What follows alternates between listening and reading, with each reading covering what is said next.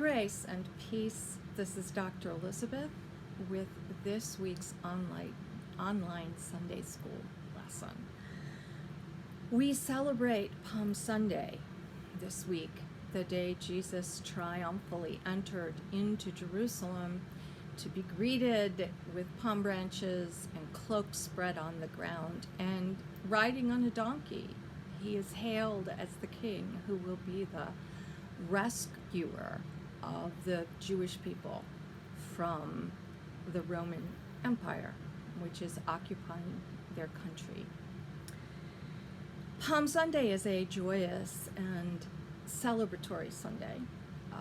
The church often celebrates by waving palm branches or taking the palm branches and going on parade. But there are no palms in most of our homes. So this Sunday we might want to make palms out of construction paper or some other medium, if that's something you feel like your family might want to do. Or you could throw towels down on the floor and have one of you be Jesus on the donkey and the others putting the towels down on the floor representing cloaks as you process around your house. Do something that is fun for you and your family to celebrate.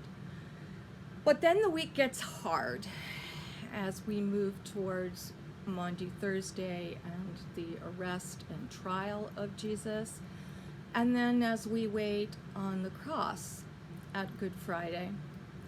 And then there's that long dark day and night where we wait to see what happens next.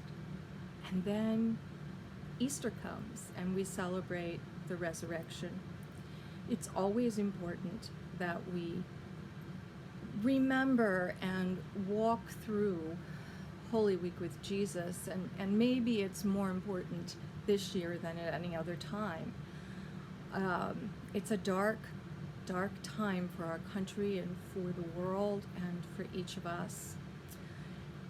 But while it feels like Good Friday already, that we're living in the valley of the shadow of death, we always have to remember that Christians look at this solemn week from the other side. We see it through the resurrection of Jesus.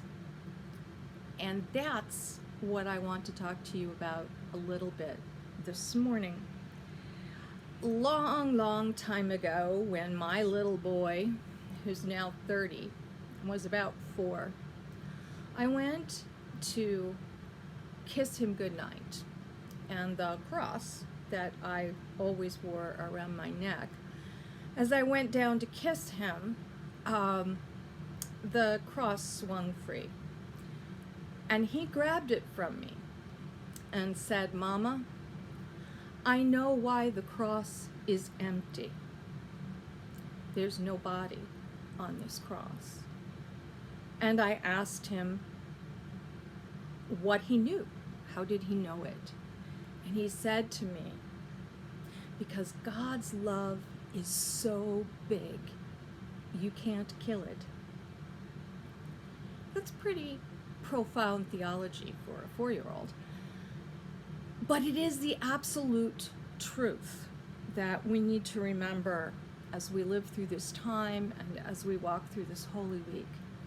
No matter what else happens, no matter how difficult the path ahead lies, God's love is too big to be nailed to a cross and to be kept in a tomb. Hold on to that message this week as you walk with your family through the valley of the shadow of death.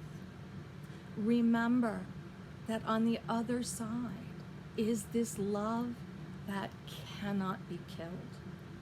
So I invite you together as a family to reach into your hearts and pull that big love out and share it with each other.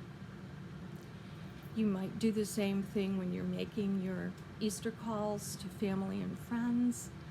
Remind them it's important for all of us to remember right now that love is so big that death cannot contain it. That's the message of hope that we walk this Good Friday and Holy Week with. You will find on my webpage some different ideas about living Holy Week at home, and I hope you will check those out. You can find them at www.faithfulfamilies.weebly.com. Be well, take care of one another.